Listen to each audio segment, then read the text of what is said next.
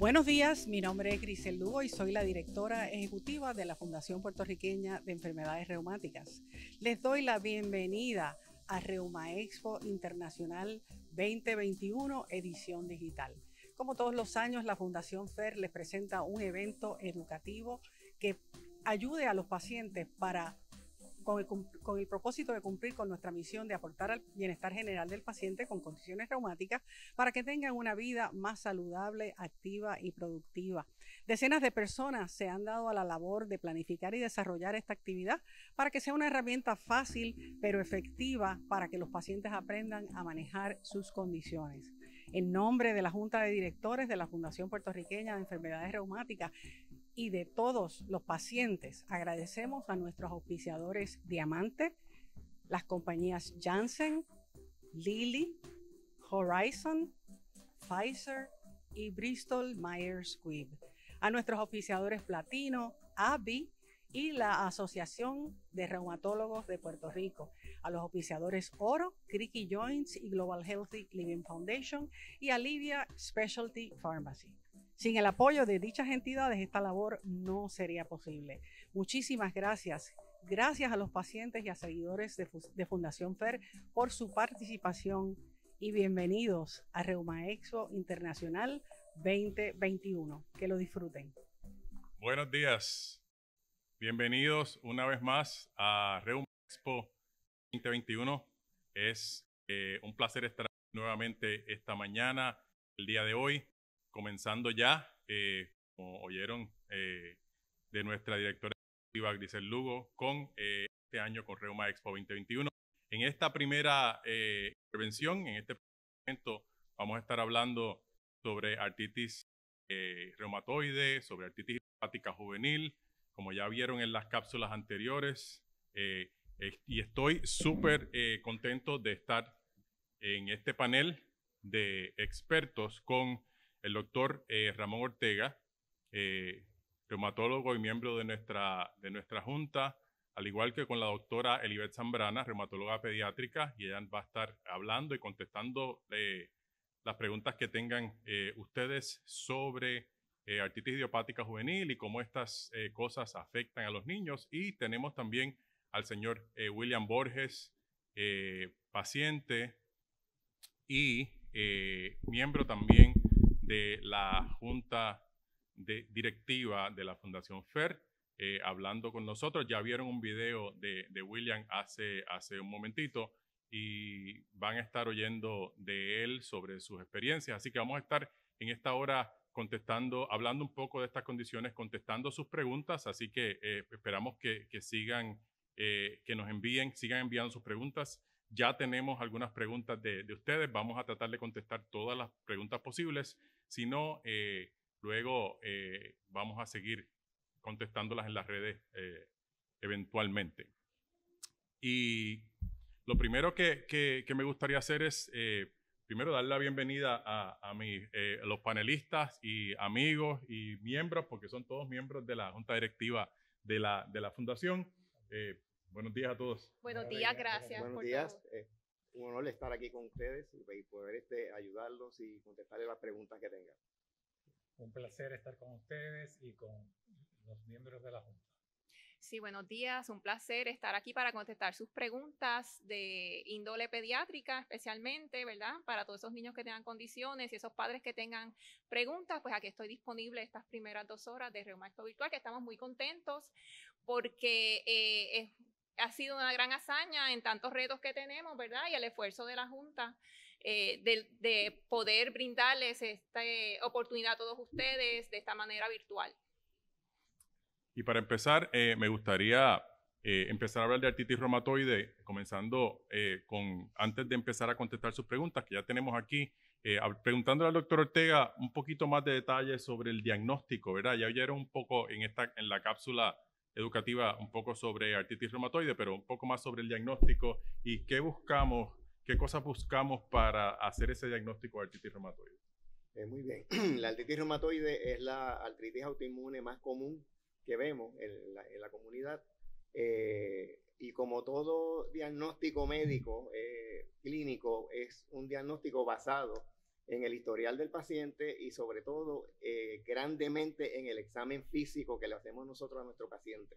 Usualmente es una condición donde el paciente usualmente viene con dolores articulares, pero también tiene síntomas que llamamos sistémicos, síntomas de esta enfermedad autoinmune que también afecta el sistema completo. El paciente usualmente tiene hinchazones de coyunturas pequeñas, sobre todo de los nudillos de las manos, tiene hinchazón de las muñecas, puede tener hinchazón en coyunturas grandes, pero también puede afectar las coyunturas de los dedos de los pies. Tiene un componente de cansancio el paciente, es bien común un entumecimiento por la mañana bastante marcado que le puede durar quizás pacientes de 1 hora o más. El cansancio puede ser muchas veces bastante incapacitante. La artritis se puede manifestar también con envolvimiento de ciertos órganos, ¿verdad? Como son los pulmones y otros órganos. Pero la labor nuestra cuando nos enfrentamos al paciente es sacar ese historial del paciente y hacerle un examen clínico y físico de todas sus articulaciones. Y quizás podemos hablar un poquito sobre, y quizás podemos ir donde William y preguntarle, ya que hablamos un poco sobre el diagnóstico, ¿verdad? ¿Cómo fue esa primera experiencia al ser diagnosticado? Y ahí vamos a movernos por 2 distintas áreas, porque William fue diagnosticado cuando era cuando era un niño realmente. Así que quizás nos puedas hablar un poquito sobre esa experiencia de niño y de adulto, ¿verdad? Porque son 2 cosas distintas. Y ya en un ratito también vamos a hablar sobre niños en particular. Perfecto. Sí, como dice el doctor, yo comencé, comenzó la enfermedad a la edad de 14 años, siendo un joven que desconocía de todos estos síntomas y toda la enfermedad. Pues nada, fue comienzo dolor de articulación en casi todas las coyunturas, como se le dice, y fiebre, cansancio y malestar en general, y como repito, mucho dolor, mucha molestia en las articulaciones que te llevan a veces a estar encamado. Pero nada, no pierda la esperanza, porque aquí estoy a los 68 años, así que estoy feliz y contento.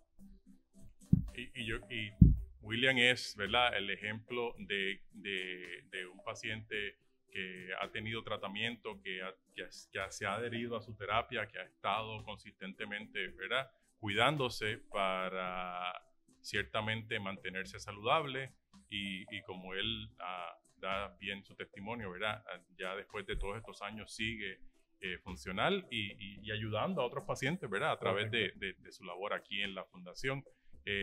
Y hablando de tratamiento, adherencia, que es importantísimo, lo otro que quería preguntar rapidito antes de pasar a las preguntas al doctor Ortega es sobre precisamente tratamiento, ¿verdad? Así a grosso modo, ¿qué tipos de tratamientos tenemos hoy en día disponibles? El tratamiento de estas condiciones ha hecho que cambien todas las expectativas, ¿verdad?, que tenemos para los pacientes en el futuro y la prognosis y lo que le decimos al paciente de cómo va a ser su vida con una condición como artritis reumatoide.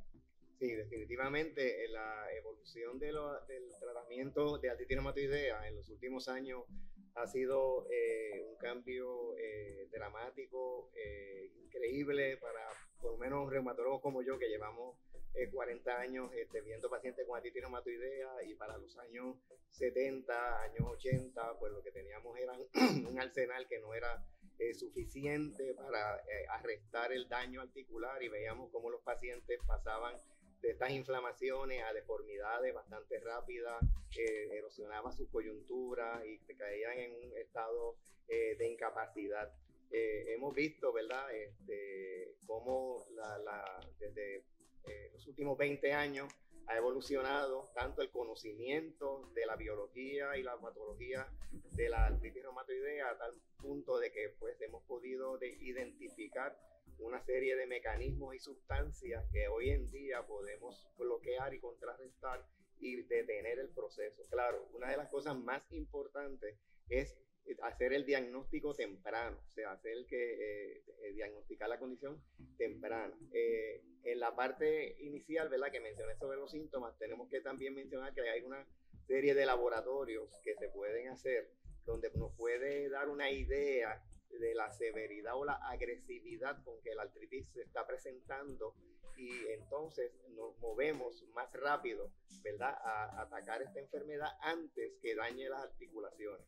Y pues hemos evolucionado a múltiples medicamentos, que pues, podríamos ir mencionando luego, donde cada uno tratamos de ahora hacerlo como, ¿verdad?, hacer como un sastre, ¿verdad?, hacer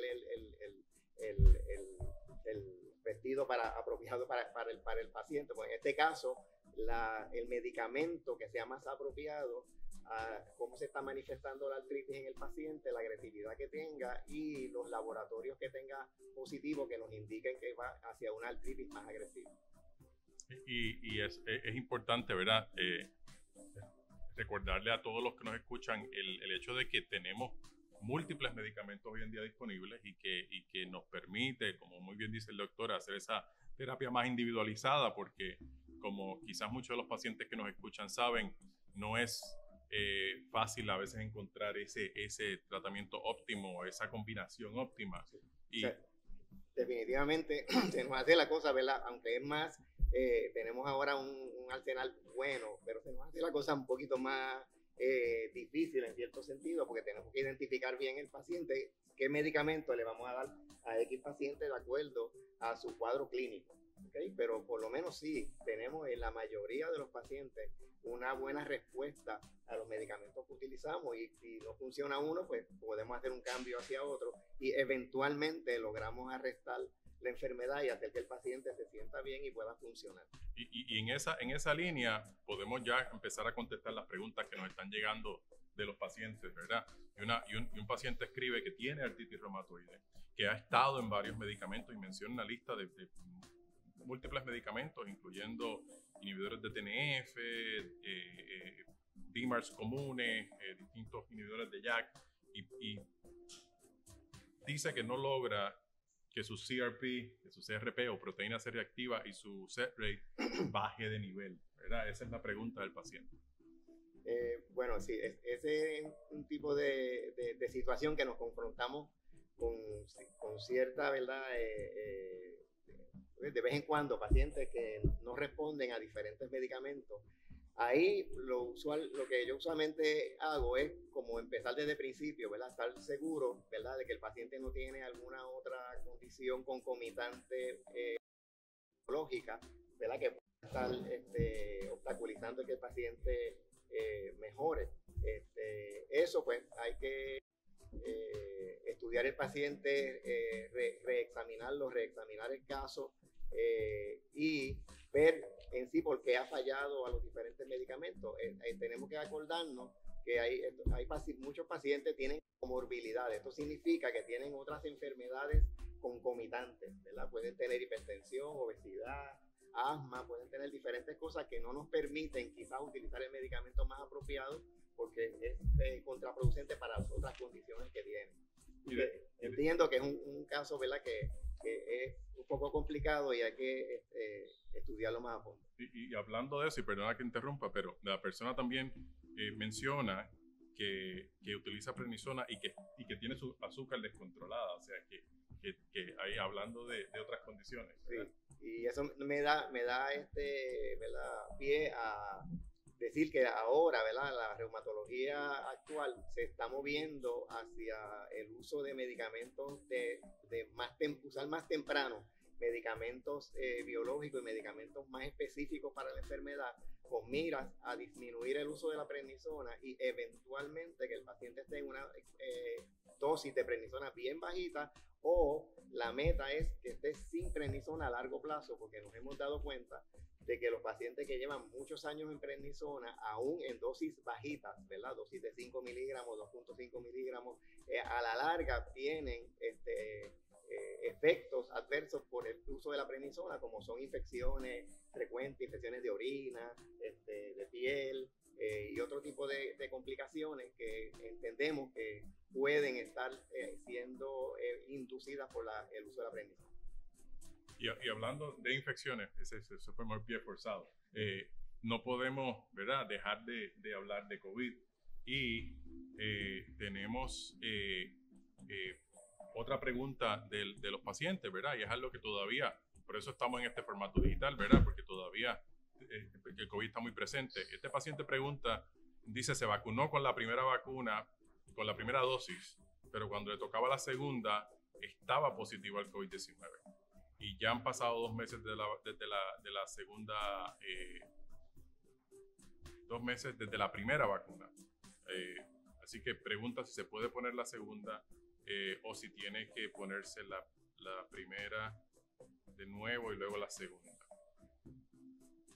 Bueno, si dio positivo al COVID, yo entiendo que no se debería esperar, ¿verdad? Para entonces ponerle una segunda vacuna, pero también aquí hay que ver qué condición él tiene, ¿verdad? Tiene una condición inmunológica, qué medicamento está utilizando, y también sabemos pues que el COVID puede seguir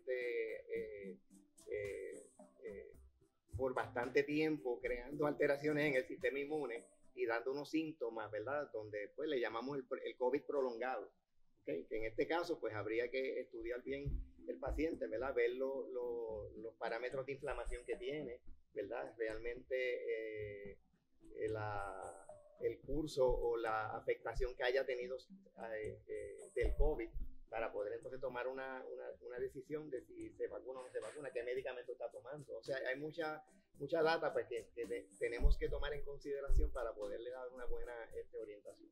Sí, y ciertamente, como dice el doctor, hay muchas cosas que hay que considerar y le exhortamos al paciente que hace la pregunta y a todos, ¿verdad?, en la comunidad, que tienen que consultar con su médico cuando vayan a tratar de tomar decisiones en cuanto a vacunación, en cuanto a medicamentos, porque cada caso es distinto. Cada paciente tiene una situación particular, no solamente de su condición, sino de los medicamentos que toma. Así que eso hay que tomarlo un caso a la vez. Hay una guía establecida ya, ¿verdad?, por el Colegio Americano de Reumatología para vacunación y qué hacer con los medicamentos. Así que todo ese tipo de cosas tenemos que considerarlas en ese momento en particular. Podemos pasar entonces a hablar un poquito de artritis inflamatoria en niños, ¿verdad? En lo que llamamos artritis idiopática juvenil. Vieron una capsulita igual sobre qué es lo que significa esto, pero me gustaría preguntarle a la doctora Zambrana sobre quizás una introducción un poquito más específica sobre artritis idiopática juvenil, que es distinto, y quizás algunos de las personas que nos escuchan habían hablado de artritis reumatoide juvenil o de niño. Ahora hay una nueva terminología, y es porque se clasifica y se habla de esto de forma distinta, ¿verdad? Y es beneficioso. Por lo tanto, me gustaría que ella nos empezara a hablar un poquito sobre esto antes de seguir contestando preguntas. Sí, como decía la cápsula, para hacer una artritis juvenil tienes que tener 16 años o menos y tener inflamación de las articulaciones por 6 semanas o más. La inflamación a veces no es tan evidente, pero puede llenar criterios si tienes limitación de la articulación en combinación con dolor a la articulación. Antes se conocía como artritis reumatoidea juvenil, pero ya sabemos que en realidad esto no es una condición juvenil de la artritis reumatoidea como tal, y ahorita le explico un poquito más acerca de las que se asemejan más a la artritis reumatoide. Pero nos dimos cuenta pues que las artritis en niños no son las mismas que las de los adultos y tenemos 7 subtipos. La más común es la artritis poliarticular y las clasificaciones son más bien por la cantidad de articulaciones que están afectadas en un momento dado, también por otras características que podemos tener, otras serologías positivas. Se conoce, como había mencionado, como artritis idiopática juvenil porque desconocemos qué lo ocasiona. Pero sí tenemos uno de los subtipos, que es la artritis poliarticular, que tiene un factor reumatoideo positivo, y esa se asemeja más a la artritis en adultos y tiende a conllevar síntomas hasta la adultez, porque en las condiciones juveniles, las artritis juveniles pueden entrar en una remisión y luego de ese periodo que tienes la artritis, puede ser que nunca más tengas una activación clínica de las articulaciones. Sí vas a tener tu diagnóstico porque puedes tener otras complicaciones que fuera de las articulaciones, como habíamos mencionado también en la artritis reumatoide, uno puede tener otros órganos afectados. Y en el caso de los niños, aunque la artritis como tal esté callada, sí van a seguir con un mayor riesgo de crear una inflamación en los ojos, que es bien característica de la artritis juvenil, que se conoce como uveitis. Y si esto no lo tratamos a tiempo y no lo diagnosticamos a tiempo, podemos tener problemas a largo plazo como pérdida de visión. Así que básicamente, aunque es artritis, no confundan como que es lo mismo que los adultos y hay que tratarlo con los distintos retos que tenemos en esta población, como crecimiento. Si tú no das un diagnóstico a tiempo, tú puedes tener una articulación que te crezca de más o te crezca de menos. Si tú das unos medicamentos, como decir prednisona por largos periodos, puedes afectar el crecimiento de ese niño. Si tenemos otras componentes como los huesos más finitos, como puede ocurrir en adultos, pero que tenemos que verlo en la perspectiva de estos niños que están en desarrollo y cómo nos afecta el día a día, especialmente en la escuela, porque estos niños pues se sienten distintos. Puede ser que quieran participar de educación física ese día y tienen un mal día. Y tenemos entonces que hacer actividades como esa y crear conciencia que existe para que estos niños se sientan incluidos y que las personas sepan que no se están haciendo, porque a veces piensan, es que no quiere participar de educación física, pero hay días que sí lo va a poder hacer y días que no lo va a poder hacer. Y tenemos que concientizar a esta población, especialmente a las maestras, a los principales, para que hagan estos acomodos en estos pacientes. Yo quería, ¿verdad? Quizás me salga un poquito del libreto, pero aquí, como no tengo aquí un paciente pediátrico, encontré bien interesante que William fue diagnosticado de niño.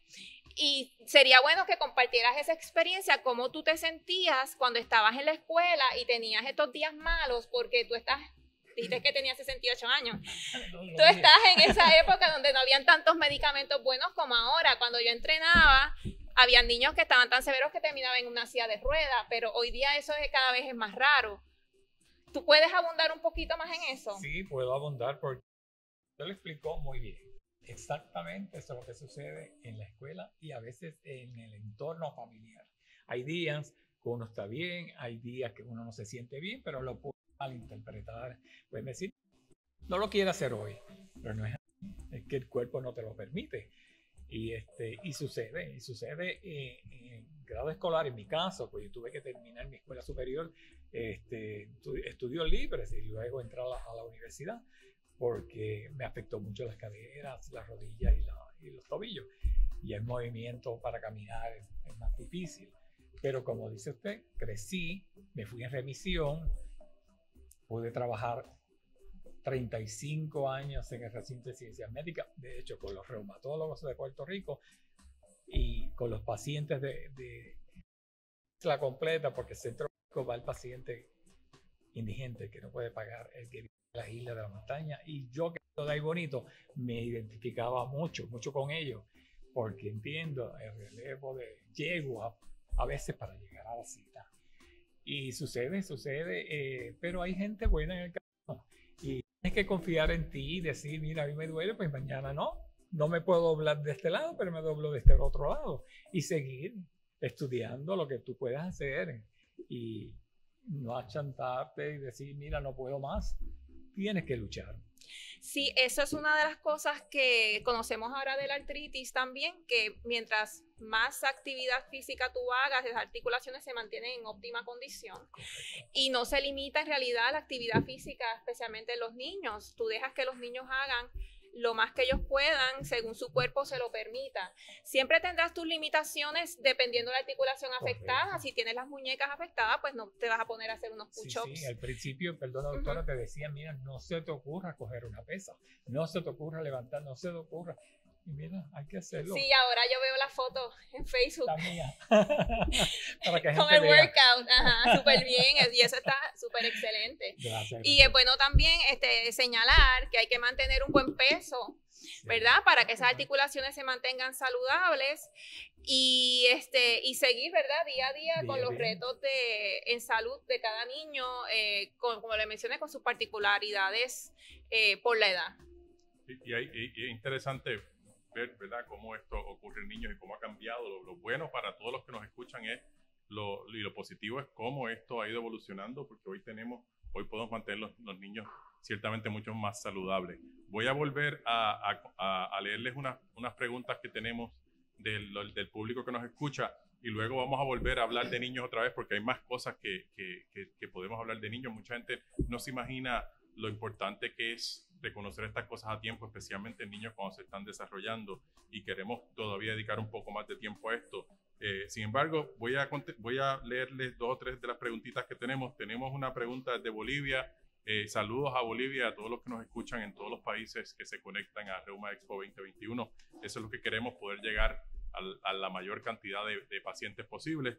Y desde Bolivia nos preguntan algo que quizás no vamos a poder, les adelanto, contestar del todo, pero podemos quizás hablar algo. Y una vez más sobre vacunas de COVID.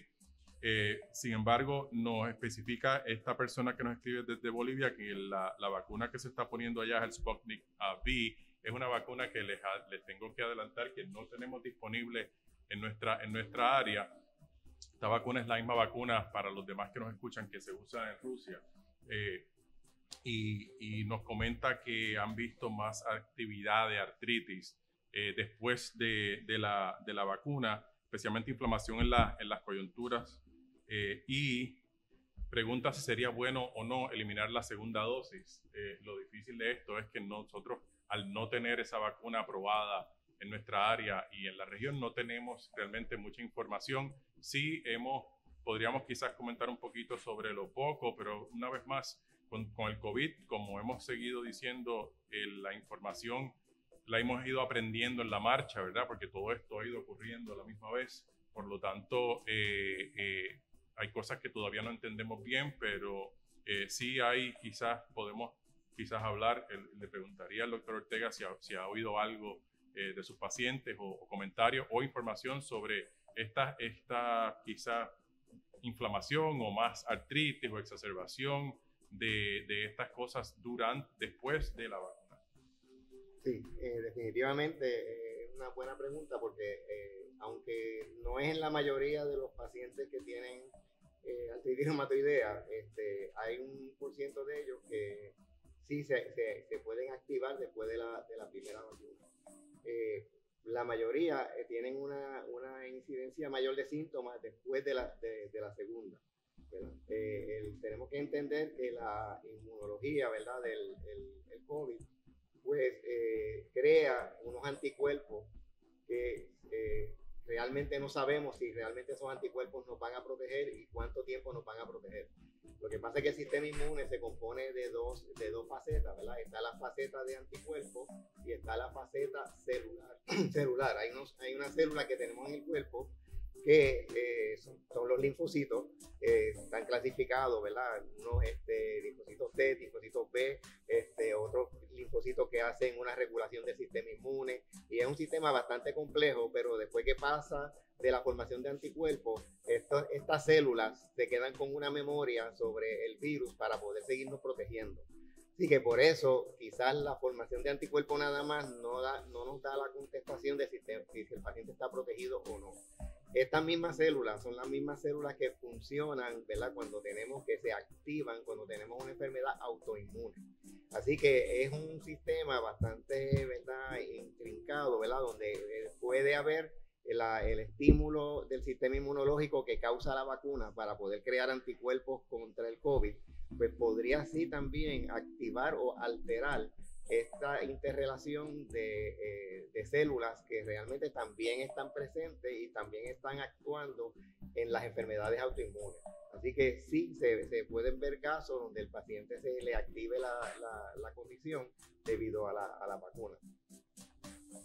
Otro paciente nos pregunta dónde ataca usualmente la artritis reumatoide, y pregunta porque tiene dolor en la espalda y es un paciente que padece de distrofia muscular. y no está claro o no está seguro si el dolor de espalda es causado por su distrofia o por la artritis reumatoide, que me parece que es excelente pregunta. Sí, muy bien.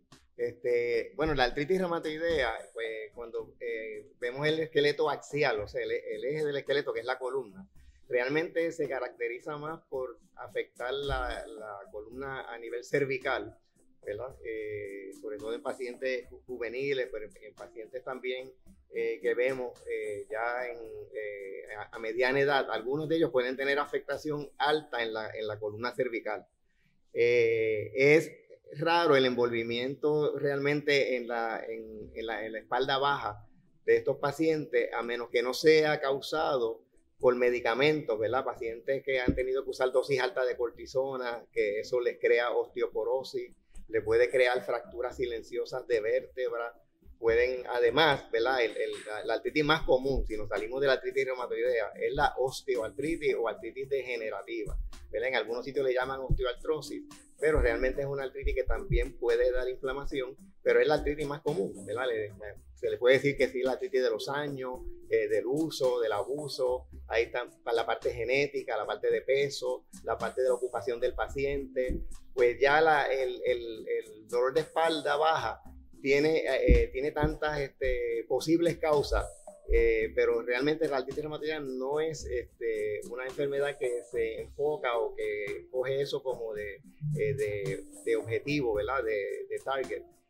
Sí tenemos otras artritis inflamatorias, ¿verdad? Como los pacientes con psoriasis, que pueden tener inflamación de las coyunturas sacroiliacas, que son las coyunturas de la parte bien baja de la espalda, cerca de la parte superior de la nalga, pues ahí pueden tener dolor, pero son usualmente pacientes menores de 50 años, posiblemente estamos hablando de pacientes entre los 15, 40, 45 años, que pueden manifestarse con un dolor inflamatorio en la parte baja de la espalda, pero no es igual que el dolor de la artritis degenerativa, ¿verdad? Este es un dolor bastante prominente por la mañana, mientras está al descanso, tiende a sacar al paciente de la cama, y cuando el paciente entonces empieza a moverse, pues mejora. Pero no es característico de artritis reumatoidea el dolor bajo lumbar. Otra pregunta que nos llega es sobre el desgaste, ¿verdad? Este paciente habla del desgaste en sus huesos. Y es un paciente que dice que ha estado en tratamiento con Orencia, que tiene desgaste ya en sus huesos, y pregunta cuánto tiempo, y la pregunta la hace porque sus síntomas siguen bastante estables o no han cambiado mucho en los últimos 6 meses. Pregunta cuánto tiempo debe esperar para que el medicamento funcione, ¿verdad? Y quizás podríamos ampliar esto y hablar un poquito sobre las expectativas de los pacientes en cuanto a cuánto el tratamiento tarda en funcionar, no solamente con un tratamiento en particular, sino con todos los medicamentos que usamos para tratar esta condición.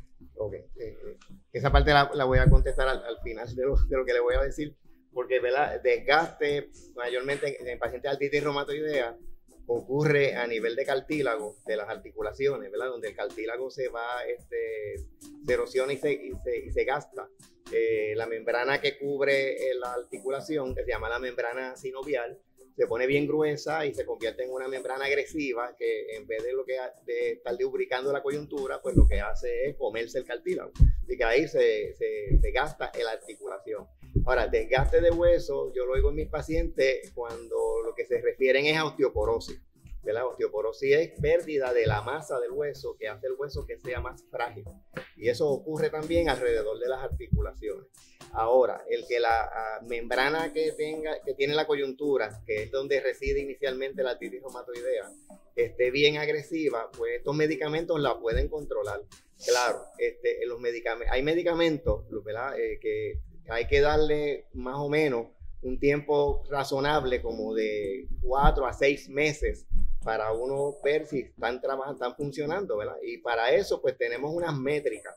O sea, tenemos que hacer unas medidas, o sea, unas medidas iniciales en el paciente, y tanto contando de la coyuntura que están hinchadas, las que le duelen, qué tanto tiempo de cansancio tiene el paciente, qué tanto entumecimiento por la mañana, y hacemos una métrica. El paciente pues nos da un número, ¿verdad? De 0 a 10, qué tan cansado usted se levanta, puede hacer las cosas, qué tanto entumecimiento tiene, si le toma una hora, hora y media en poder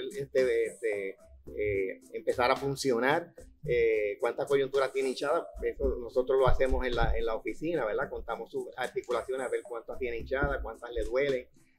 Claro, si seguimos esa métrica y vemos el paciente, digamos, cada 6 semanas, inicialmente cuando empezamos en tratamiento, pues entonces cuando vemos que el paciente está mejorando, pues seguimos nuestro tratamiento. Si el paciente no está mejorando, alteramos nuestro tratamiento. ¿Qué término le damos a la mayoría de los biológicos? Básicamente depende, ¿verdad? Porque ahora tenemos medicamentos que son bien rápidos, ¿verdad? No todo el mundo le responde, pero los medicamentos orales que tenemos, pues usualmente si el paciente no responde en 2 o 3 meses, pues posiblemente no va a responder. Pero en los medicamentos anteriores, ¿verdad? Que todavía los usamos como los medicamentos biológicos inyectables, pues tenemos que darle cerca de 6 meses. Y tenemos unas preguntas más que van orientadas quizás un poquito más en esa línea de osteoartritis y de fibromialgia, y le pedimos a la gente que nos escucha que se queden conectados con nosotros. En el último segmento del expo esta tarde vamos a estar hablando de artritis, de osteoartritis y de fibromialgia, así que las vamos a guardar esas preguntas y las vamos a contestarlas en la tarde, pero queríamos seguir hablando de artritis inflamatoria. Y ya no nos queda mucho tiempo, así que quería volver con la doctora Zambrana para hablar un poquito de artritis idiopática juvenil y más allá de eso también, que la doctora pueda quizás tomar un momentito para hablar sobre otras condiciones que ocurren en niños, ya que tenemos a la doctora aquí en este segmento, aprovechar para hablar de otras cosas que la gente quizás no se imagina que ocurren, ¿verdad? Lupus en niños, por ejemplo. Exacto. Volviendo un poquito para atrás, sé que van a hablar de la osteoartritis en la tarde, pero quería hacer la aclaración que estamos pasando por un fenómeno, que es que ahora la osteoartritis se está diagnosticando en edades más tempranas debido a la epidemia de obesidad que tenemos. Quería hacer una pausa en eso porque esto tiene una relevancia para nosotros como reumatólogos, ya que musculoesqueletalmente hablando, pues estos niños van a ser afectados con problemas clínicos como dolores de espaldas, pueden tener problemas ortopédicos, de deformidades. Acuérdense que estos niños están creciendo todavía y los problemas de los niños pues no van a ser igual que los adultos. Y se han hecho unos estudios que ya han descrito que estos pacientes que padecen de obesidad ya tienen unos cambios osteoartríticos cuando se hace un MRI. Cuando yo estaba entrenando, básicamente la osteoartritis era de personas mayores. Y yo creo que esto tiene una relevancia porque ahora posiblemente cuando nos llega ese niño obeso a la oficina con sus dolores articulares, tenemos que también pensar que posiblemente esto sea un paciente de osteoartritis en etapa temprana y no podemos, ¿verdad?, dejar que pasar esa oportunidad de tratamiento y esa oportunidad de prevención, porque esto es algo modificable, el mantener un peso saludable, ¿verdad? Y hay unas estrategias ya establecidas en la medicina de obesidad que pueden ayudar al niño, pero eso sería para otro tema. Como nos dice el doctor Soto, tenemos que las condiciones reumatológicas que vemos en adultos también las podemos ver en niños. Por ejemplo, tenemos el lupus, pues sí, yo tengo, por lo general los pacientes más jóvenes serían como alrededor de unos 4 años y estos pacientes pues también tienen los retos de las etapas de crecimiento en que están, ya que pues hay unos issues de aceptación, unos issues de que a veces estos medicamentos nos pueden hacer ganar peso, que se sienten distintos y llega esa etapa de rebeldía en la adolescencia donde dejan de tomarse sus medicamentos y ahí pues podemos tener problemas. Entonces, como papás tenemos ese reto adicional cuando tenemos un niño de condición crónica que tenemos que estar pendientes a sus distintas etapas de desarrollo y no dejarla rezagada y tratarla como un pequeño adulto. Pero que sí ocurren estas condiciones. La diferencia principal es que cuando tú tienes un lupus juvenil, hay un 80% probabilidad que padezca de algún tipo de afección de riñón, que tengo entendido que los adultos pues no es tan alto, ¿verdad? ¿O me equivoco? Sí. Pues entonces eso es algo que tenemos que tener en mente, porque entonces tenemos que tener un centro multidisciplinario donde uno pueda tener acceso a otras disciplinas que va a necesitar este paciente.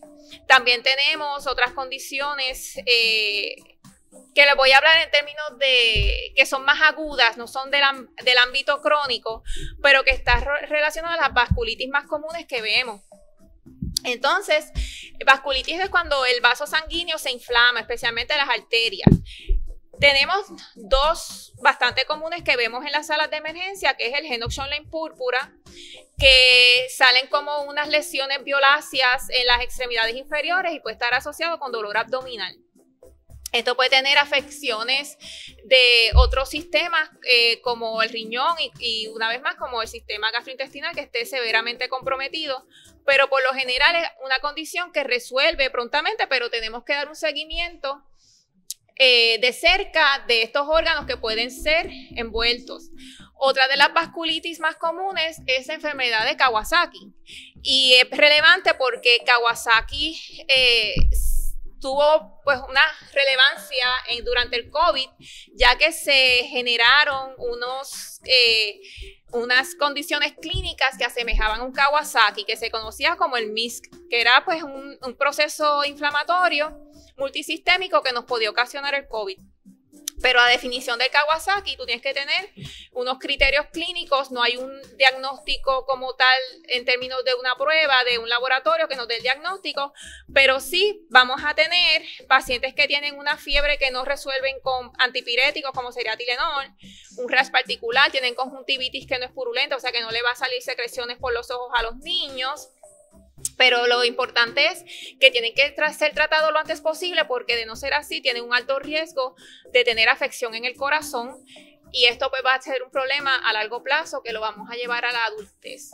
Que yo creo que esto en particular no lo vemos tanto en adultos, ¿verdad? Esto es algo como que yo creo que mis compañeros reumatólogos no bregan esto día a día, pero es algo que nosotros vemos bien común y que me gustaría que ustedes como padres supieran que existen y si esto ocurre, pues enseguida tienen que visitar una sala de emergencia. Interesante, por más, vemos que ciertamente hay mucho todavía que seguir discutiendo, ¿verdad? Sobre estas condiciones y cómo afectan a los niños. Seguimos teniendo muchas preguntas. Quería primero decirle a algunos de los pacientes que nos están preguntando sobre distintos temas, que por ejemplo tenemos una pregunta aquí sobre artritis psoriásica, una sobre Raynaud's. En el próximo segmento vamos a estar hablando de artritis psoriásica, así que no se vayan, que vamos de 11 a 12 vamos a estar hablando en detalle sobre artritis psoriásica. Y ya en el tercer segmento vamos a estar hablando de lupus, de Raynaud's, de desorden de tejido conectivo, así que eso lo vamos a dejar para un poquito más tarde. Tenemos también una que otra pregunta, ya no tenemos mucho tiempo, pero saludos a todos los que nos están viendo desde Argentina. Tenemos preguntas de Argentina en cuanto a vacunación. El doctor Ortega habló un poquito sobre eso. Quizás podríamos hablar un poquito, solamente está hablando de efectos secundarios o daños a personas en pacientes con artritis reumatoide. En general, quizás lo que nos quedan ya son como 2 minutitos, pero ¿qué podríamos decir de eso? Bueno, lo primero que quiero decirle es que que la vacunación es sumamente importante. Eso es bien importante. O sea, yo entiendo que no creo que yo le he dicho a ningún paciente con enfermedad reumática que no se puede vacunar. ¿Okay? No hay duda que la vacuna pues, puede tener sus efectos adversos y tenemos que, cuando vamos a decidir cuándo el paciente se debe vacunar, ver su historial, ver sus condiciones y entonces pues aconsejarlo debidamente. Sí, ya no nos queda mucho tiempo, así que vamos a estar ya recesando pronto para empezar con el próximo segmento. Antes de terminar, les agradezco a todos los que se están comunicando, por todas las preguntas, todos los pacientes que nos están viendo, la comunidad en Puerto Rico, fuera de Puerto Rico, como ven, en Sudamérica, en Latinoamérica. Gracias por estar con nosotros aquí. Nos queda todo un día de charlas, de conversaciones con distintos panelistas, distintos expertos. Agradecemos a a los expertos que tenemos aquí, al doctor Ortega, William Borges, a Libet Zambrana por estar con nosotros. Si quieres decir algo. Sí, yo solamente quería decir algo porque sé que no tenemos tiempo, pero volviendo a lo de los niños en las escuelas, hay un movimiento que, by the way, mis hijos están por ahí, que son parte de este movimiento de Be Brave Club, que van a las escuelas y nos dan actividades para concientizar que el que esté interesado nos puede escribir en la página de FER y le podemos organizar una actividad de conciencia para, ¿verdad?, para que estos pacientes su condición sea conocida y sepan que ocurre en su edad.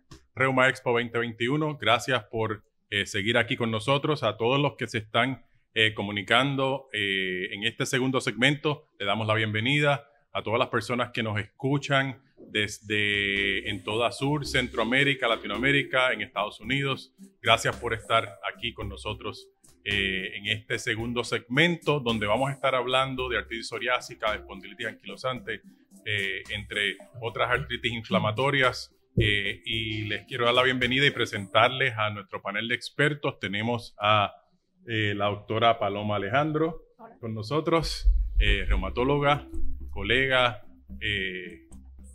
y compartimos clínica, ciertamente.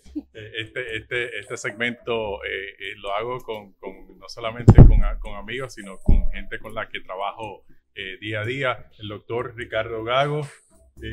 Buenos días, buenos días.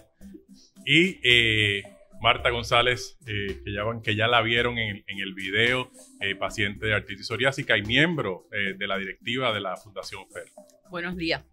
También les quiero presentar, tenemos desde Nueva York en vivo a Daniel Hernández. Él es el que dirige la división de Creaky Joints, que es una rama de Global Healthy Living Foundation, Creaky Joints en español.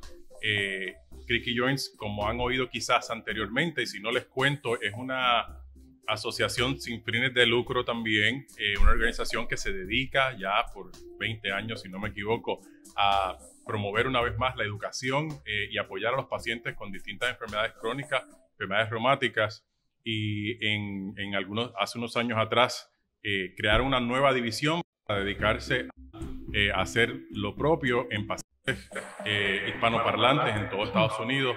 Es una organización que ha trabajado con nosotros de mano a mano, es uno de nuestros auspiciadores en este evento y en múltiples eventos en el pasado.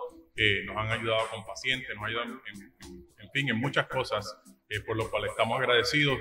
Así que le damos la bienvenida a Daniel y le voy a dejar que Daniel no solamente les salude, sino que les hable un poquito sobre un proyecto nuevo que es muy interesante y de suma importancia para todos los pacientes que sufren o que padecen día a día de enfermedades reumáticas.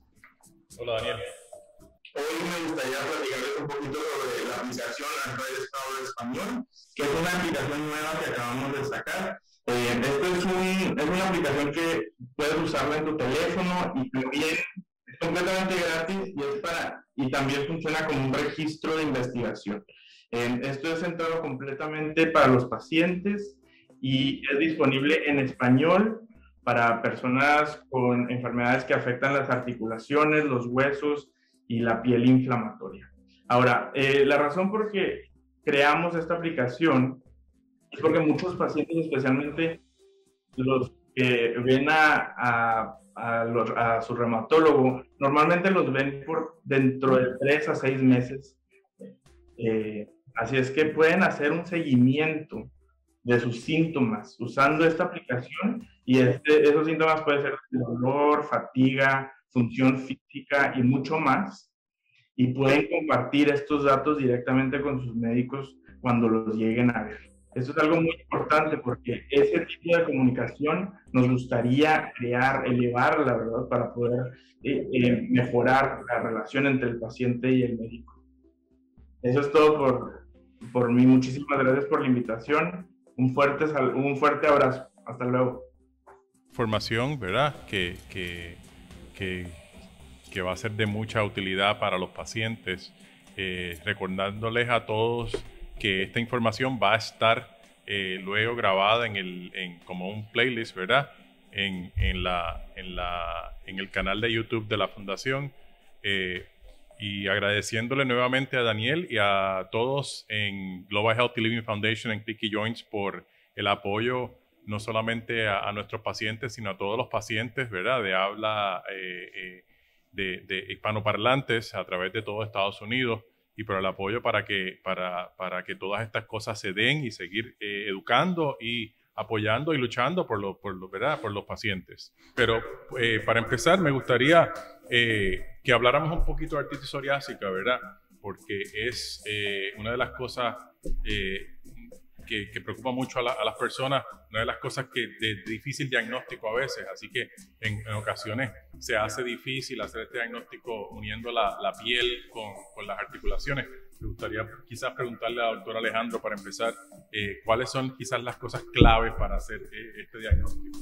Sí, bueno, yo pienso que la parte más clave sería tener pues la psoriasis, ¿verdad?, de erupción en la piel, pero lamentablemente no siempre vamos a tener esa señal en el examen físico en nuestros pacientes. Las otras señales de la enfermedad son dolor inflamatorio de la espalda baja. ¿Y qué es dolor inflamatorio de la espalda baja?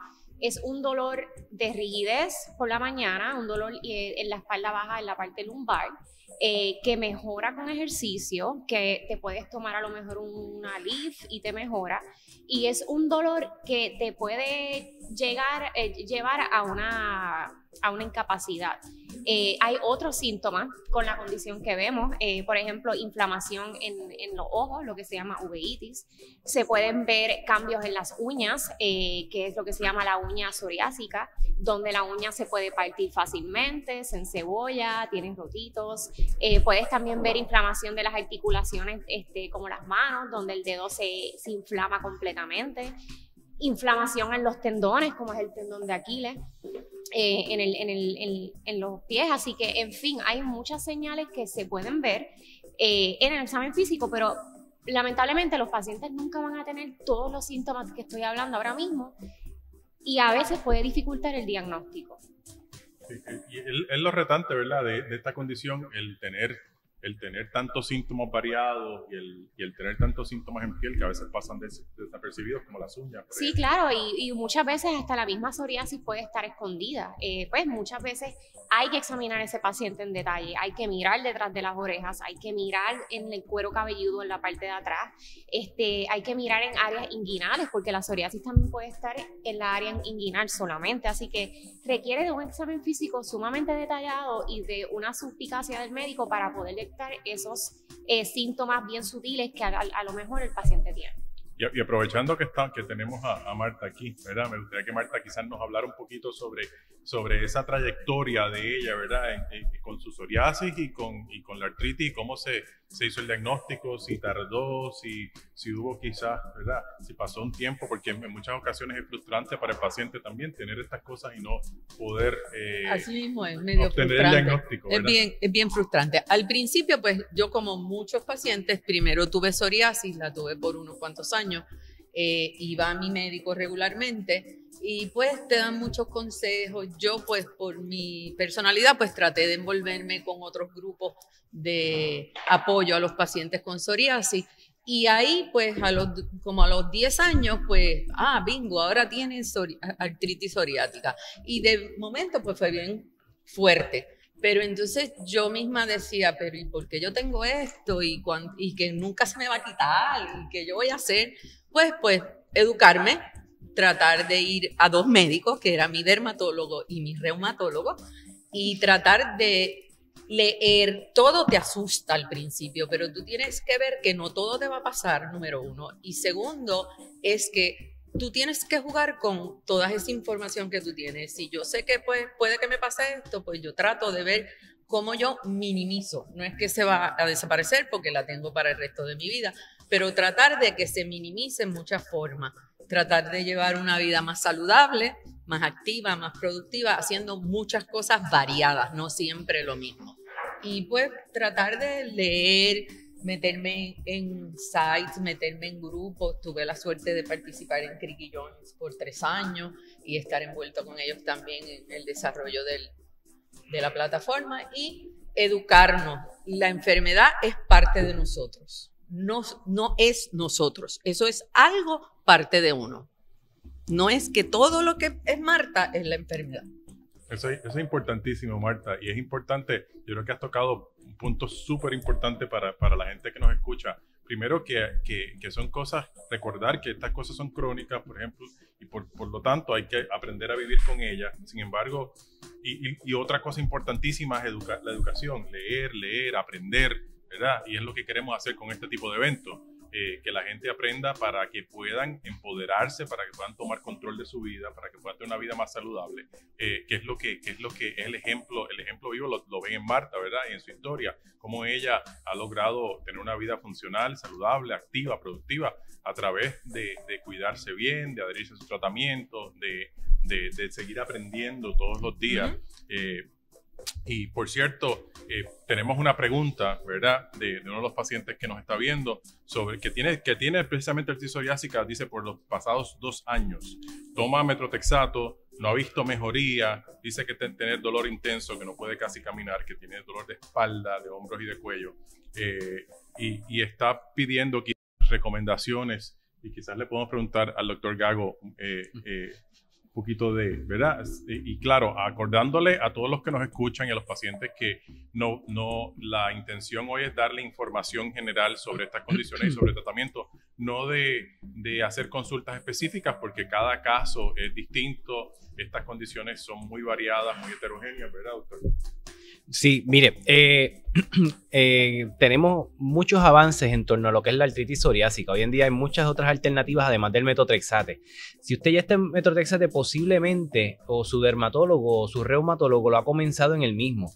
Los consejos que estamos dando no es para ir al reumatólogo o al dermatólogo, ¿verdad? A ponerlo en esta posición. Tal vez él esté esperando una respuesta, porque el tratamiento tarda. A veces pues hay que darle un tiempo de espacio de entre mes y medio, 2 meses o inclusive hasta 3 meses para ver que estos tratamientos tengan algún tipo, ¿verdad? Darle tiempo a su efectividad. Y por lo tanto es importante, ¿verdad? No frustrarnos inicialmente, como dice Marta. Vamos a también nosotros poner de nuestra parte en cambio a nuestras actividades y nuestro diario. Un estilo de vida saludable, porque ciertamente depender 100% de que el medicamento nos quite todo el dolor y podamos tener una vida como la tenemos todos los días es un poquito más, ¿verdad? Más difícil. Es lo que tenemos. No es que eso no sea, ¿verdad?, algo imposible, pero ciertamente hay que darle un poco de chance al tratamiento a que continúe haciéndose efecto de ser, ¿verdad? Si no, ya entonces se van buscando otras alternativas que hay disponibles. Hay otra cosa bien importante, y es diferenciar lo que son dolores por la artritis psoriásica a dolores que tenemos a lo mejor por la osteoartritis, que son otro tipo de afección que podemos tener y muchas veces solapan ambas. Y es bien importante que entendamos lo que es el dolor inflamatorio, como la doctora estaba expresando, y cuál es el dolor de una osteoartritis que también presenta una rigidez en las mañanas y cuando nos sentamos por tiempo prolongado, pero es un poquito más acortado ese tiempo de dolor articular. Y ciertamente no hay una inflamación tan persistente o tampoco tan marcada en la osteoartritis como lo vemos en la artritis psoriásica. Luego, después en un ratito le preguntamos a Marta si hay algún momento, hay alguna técnica que ella pueda discernir o haya desarrollado para poder diferenciar una cosa de la otra. Es vital el que uno aprenda cómo es el dolor, porque ese comentario, esa historia que le decimos al reumatólogo es la que nos permite a nosotros dar un tratamiento mucho más efectivo, o es un poquito más de la osteoartritis o es de la actividad de la condición, y eso define, o sea, que la información que ustedes nos lleven a nosotros, y es yo creo que de lo más importante a la hora de estar leyendo, es que entendemos de la condición lo suficiente que vamos a poder dar esta información al médico y se vuelve un intercambio de información espectacular, y a la larga el beneficio es para el paciente, que es lo más que estamos buscando. Hablando con el doctor Gago y con Marta, que nos iba a hablar un poquito sobre síntomas en artritis psoriásica. Ok, la pregunta que usted me hizo, sí, es importante y no es sencillo. Tú tienes que empezar a conocer tu cuerpo, y cuando tú sientes ese dolor que tú entiendes que no te vas a poder levantar, que te duele mucho la espalda baja, tú tienes, por lo menos de la forma en que yo aprendí a hacerlo, es yo me muevo. Entonces yo veo si el dolor es diferente a otro momento. Si en todo momento es igual, o si en todo momento es diferente. Y uno tiene que ir conociendo su cuerpo. ¿Y cómo es que mi cuerpo yo lo conozco? Pues yo tengo que prestar atención. Hoy me dolió de esta manera. Entonces, cuando yo voy donde el médico, yo no puedo ir y decirle, mira, doctor, a mí me duele todo el tiempo la espalda. No, no es todo el tiempo. Tú tienes que comunicarle a tu médico cómo tú te sientes, en qué momento del día y cómo tú vas mejorando esa dolencia. No es que es una varita mágica, ¿saben? Esto yo llevo con la condición 30 años, no es que fue ayer. Pues uno va conociendo su cuerpo y cada día tú vas tratando de ver, fíjate, hoy este dedo no se me trancó tantas veces. Entonces, pero tú también tienes que seguir moviendo el dedo y moviendo el dedo y hacer una costumbre de qué es lo que a ti te hace sentir mejor. A mí esto me hace sentir mejor, pues lo tengo que hacer más veces. Esto me hace sentir incómoda, pues trato de no hacerlo o hacerlo, buscar una alternativa de cómo hacerla, porque tampoco te vas a quedar paralizado. Tienes que moverte y como hemos yo he leído y en el mismo panel de ahorita, parte de lo importante hoy en día es que nos tenemos que seguir moviendo. No es como antes que tú tenías una condición y te paralizaba. No, ahora tú tienes que moverte. No es que voy a caminar la primera vez 2 horas, 1 hora. No, 10 minutos. Háganse un plan de que hoy yo empiezo a caminar 10 minutos y si es mucho, pues 5. Pues entonces dentro de 3 semanas, pues aumentas, es ir moviéndote un poquito más a lo que tú estás acostumbrado. Me gustaría añadir algo más al respecto con el ejercicio, porque oiga, eso es clave y muchas gracias. Esa información la atesoro porque ciertamente es lo más importante. No es solamente decir este dolor porque uno está procesando y quiero entender tu dolor, pero la mejor manera es describir el dolor, qué me lo aumenta, qué me lo disminuye, qué hice 2 días antes o 3 días antes y el acúmulo del mismo, hasta qué tipo de zapato llevo puesto. Pero la parte del ejercicio para mí, yo se lo digo siempre al paciente, es fundamental. No tanto un ejercicio, cámbiale la palabra, a lo mejor decir ejercicio le da escalofrío. Pues vamos a usar el movimiento, tengo que moverme, pues vamos a moverme, o terapia como dice la doctora Alejandro, porque no es hasta que yo muevo el brazo que sé qué tipo de movimiento me va a lastimar, cuál no me lastima, pero si no lo muevo, describo un dolor en generalizado y ya está, y ahí se queda el dolor. Entonces, pues si es en el hombro, tenemos distintas partes del hombro y yo le digo al paciente, señáleme en dónde le duele y muchas veces, a veces no me saben decir exactamente. No es hasta una persona que nos hace un poquito de ejercicio o movimiento que me dice, mira, es que ya yo no puedo hacer este tipo de movimiento y ya nos segmentamos o intentamos de ver, mira, esto puede ser un poquito más inflamatorio asociado a la artritis psoriásica o ya debe ser un poco más algún tipo de tendoniopatía que podemos desarrollar sin necesariamente estar relacionado con la artritis psoriásica. Pero es de suma importancia que tengamos movimiento, que tengamos terapia para así poder distinguir y saber qué cosas sí se pueden hacer y nos sirve también para tonificar y esa es la parte que le toca al paciente. Nos encontramos a mitad de cancha el paciente y el médico y el tratamiento es mucho más efectivo.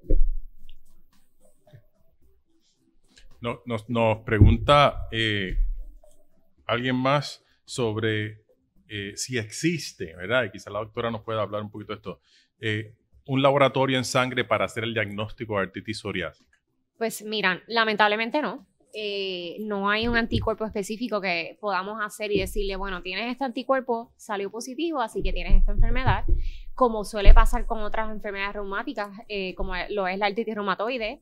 Pero sí se hacen pruebas de laboratorio, lo que yo le llamo el panel autoinmune, para descartar otras posibilidades, porque este tipo de enfermedad se puede confundir con otras. Así que, pues, lamentablemente no hay, pero por eso es que siempre el reumatólogo tiene que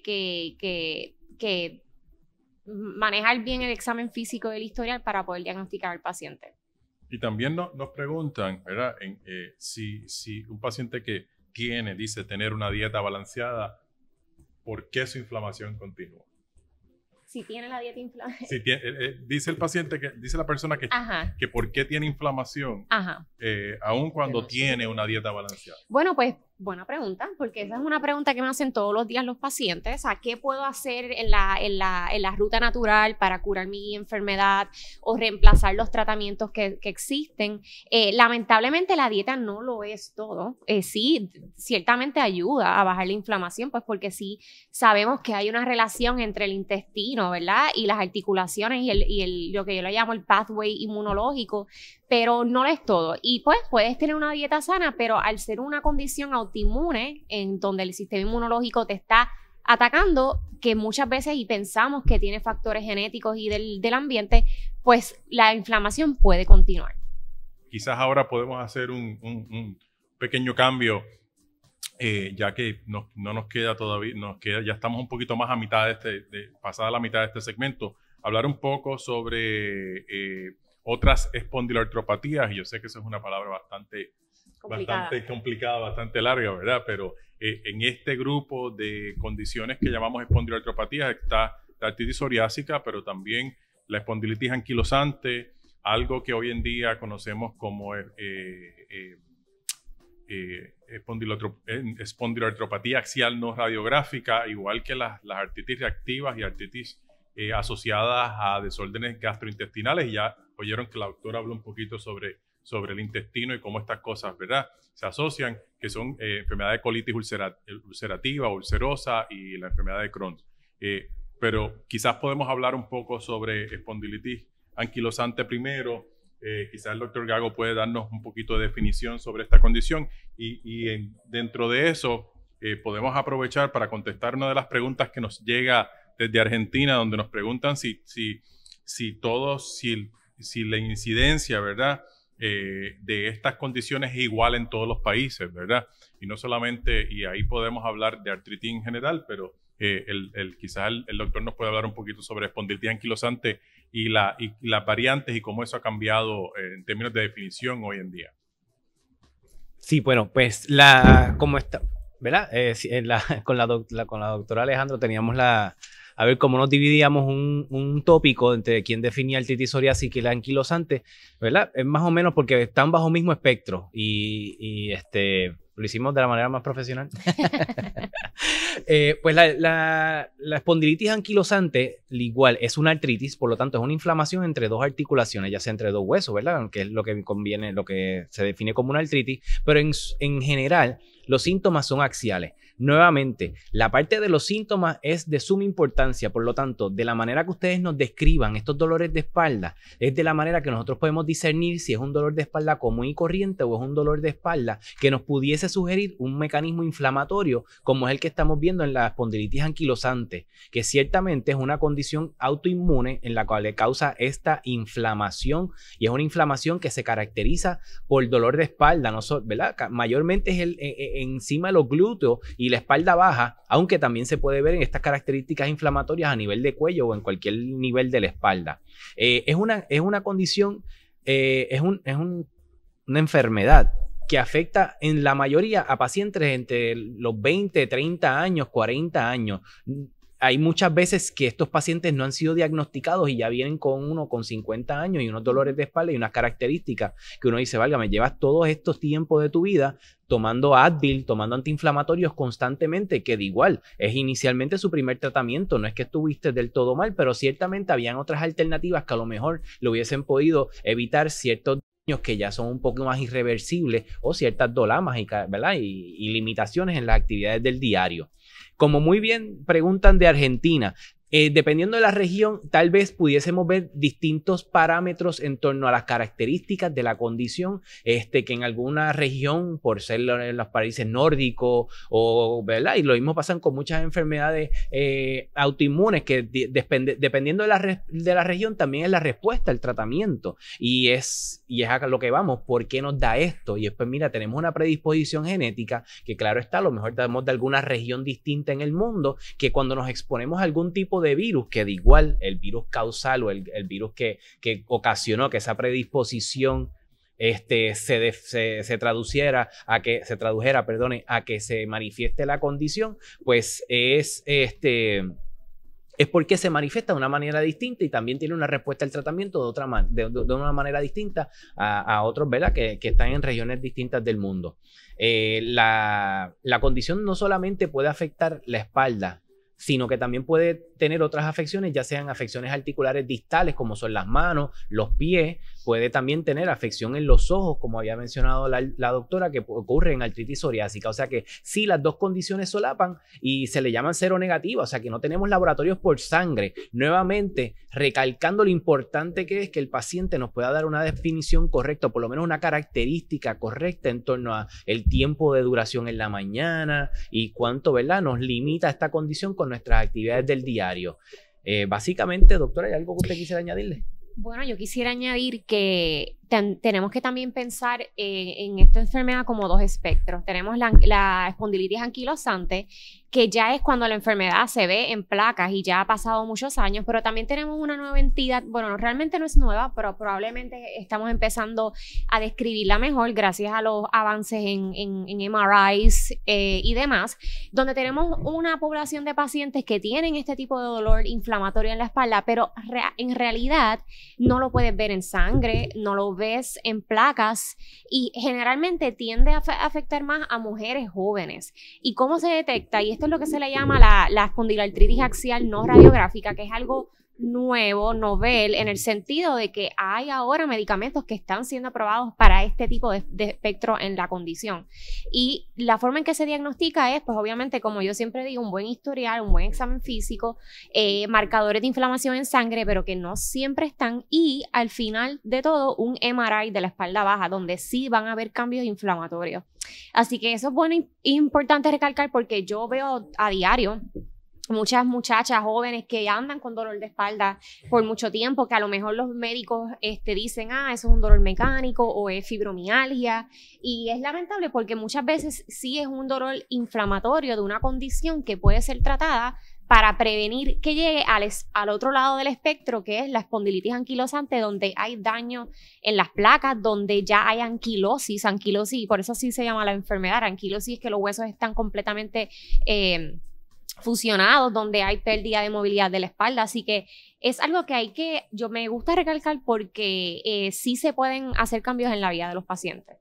Importante, muy importante esa información y muy pertinente. Están entrando muchas preguntas sobre dolor de espalda.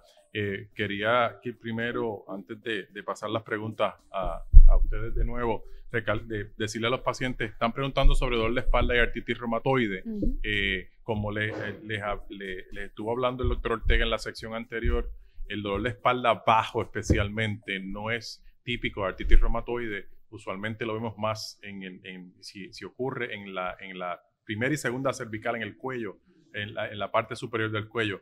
Por lo tanto, cuando hay dolor de espalda bajo, tenemos que pensar en las condiciones de las que estamos hablando ahora. Y quizás sería bueno darle quizás 2 o 3 puntos a los pacientes que nos escuchan, a la gente que nos escucha, sobre cómo identificar si yo tengo un dolor de espalda inflamatorio, ¿verdad?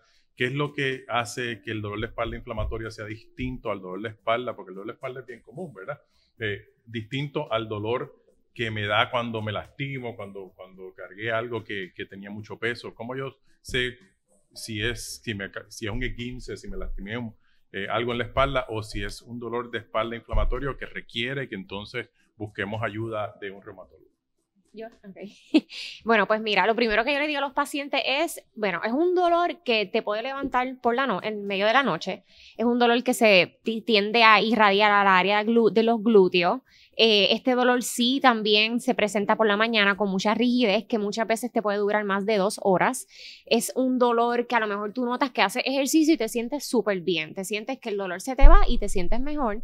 Y también es un dolor que responde mucho a antiinflamatorios. O sea, hay muchos dolores de espalda mecánicos que son, pues, como tú dices, un sprain en español, ¿cómo se dice? Un esguince, y que pues a lo mejor con solamente antiinflamatorios no va a mejorar. Así que esos son los puntos que me gusta tocar con los pacientes, y con todo y eso muchas veces es bien difícil identificar. Y lo del ejercicio es bien importante y es interesante porque usualmente cuando nos lastimamos la espalda, lo que requiere usualmente es descanso. Descanso. Y Pero si el haces dolor- ejercicio, empeora. Exacto, pero el dolor de espalda inflamatorio con mucho descanso empeora, así que mejora con el ejercicio. Exacto. Y podemos aprovechar ahí porque tenemos varias preguntas de pacientes que nos están haciendo aquí en vivo sobre ejercicio precisamente.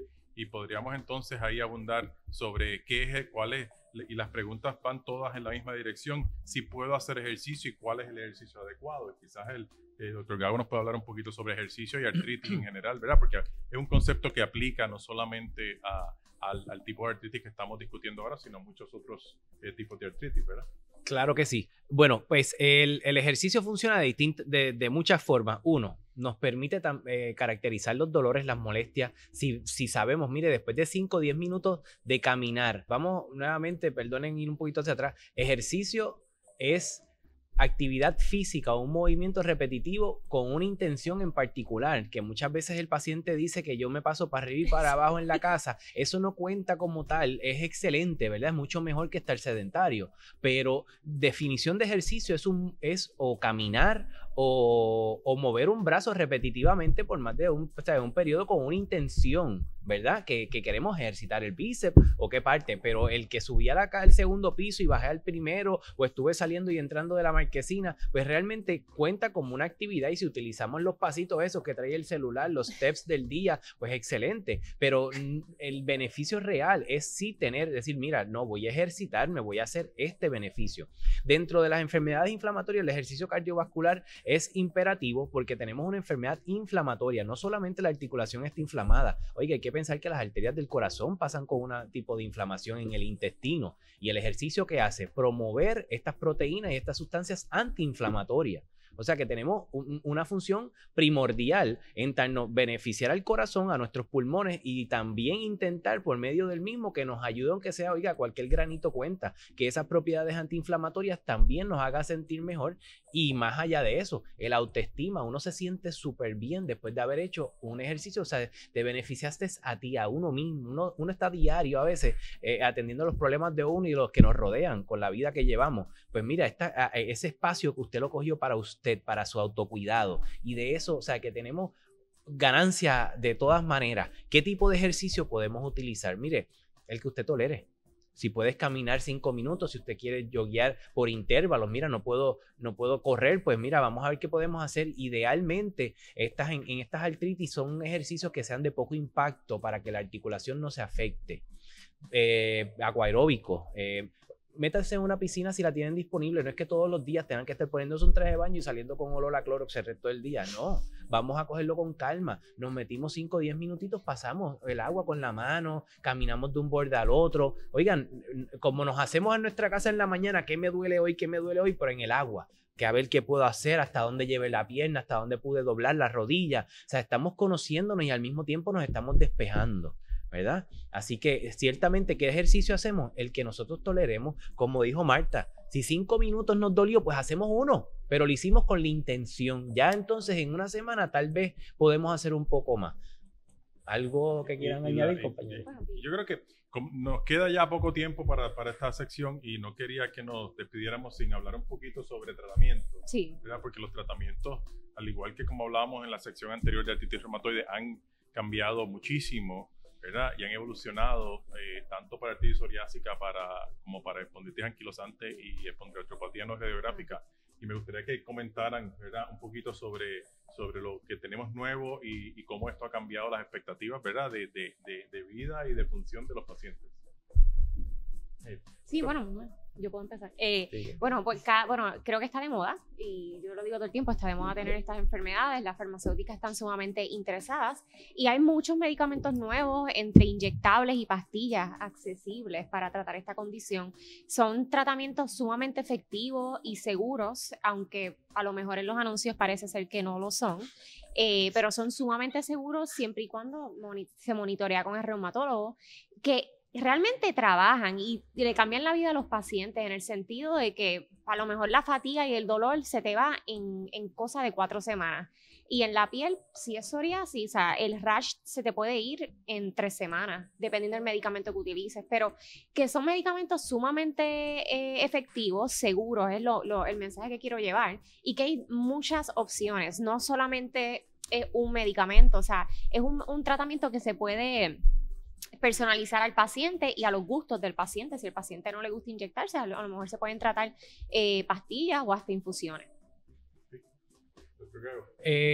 Pues sí, la doctora lo resume bastante bien, pero sí, lo importante es eso, que no dejen de buscar atención médica porque piensen que ya no se va a hacer nada, que ya se intentó. No, hay muchas alternativas. Lo más importante, y en todas estas condiciones se están haciendo hallazgos y reconocimientos de características de la condición, en particular por persona de manifestaciones distintas, donde el tratamiento de ese tipo de pacientes es más efectivo, que como dice la doctora, son seguros, lo más importante es eso, que vemos todos los posibles efectos secundarios y rápido corremos al lado contrario. Una cosa es tener estos riesgos sin un manejo adecuado o sin una atención adecuada, y otra cosa es tener las medidas preventivas para que estas posibilidades de efectos secundarios se minimicen o se atiendan a tiempo para, ¿verdad?, que se puedan entonces controlar y en mucho tiempo revertir. Pero lo que no se revierte es esa limitación que tienes en la articulación por una destrucción, por la inflamación que tuviste. Eso sí que no es reversible. Y podemos darle una calidad de vida donde la finalidad, oiga, es que usted pueda ser funcional, usted pueda trabajar, usted pueda abrazarse y no tener dolor, no limitar su actividad a su dolor de espalda o a sus dolores articulares, y más todavía con artritis psoriásica, que hay personas, hay pacientes que tienen una artritis que me dicen que tienen un vacuum al lado de la cama para poder aspirar todos los pellejitos que están en las mañanas. Oiga, eso se puede controlar, eso se puede ayudar. Y quiero aprovechar porque mencionaste algo importante para hablar de algo que ha sido una campaña.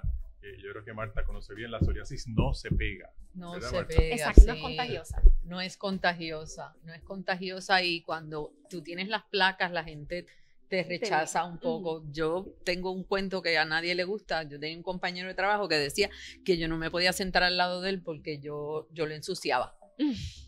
Pero esas cosas pasan. Sí quiero decirle, ¿qué ejercicio hacer? El que más te guste.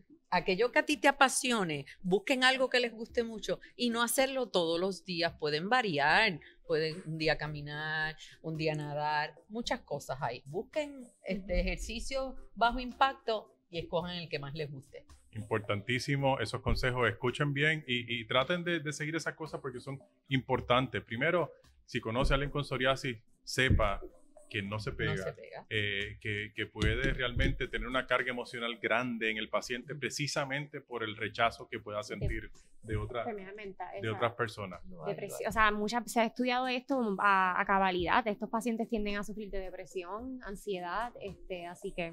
Sí, importante entender la condición y por eso hacemos esto, para que aprendan. Ya estamos al final de casi de este segmento. Tenemos todavía muchas cosas que hablar. En los próximos segmentos vamos a estar tratando de hacer un poquito de catch up y seguir contestando sus preguntas.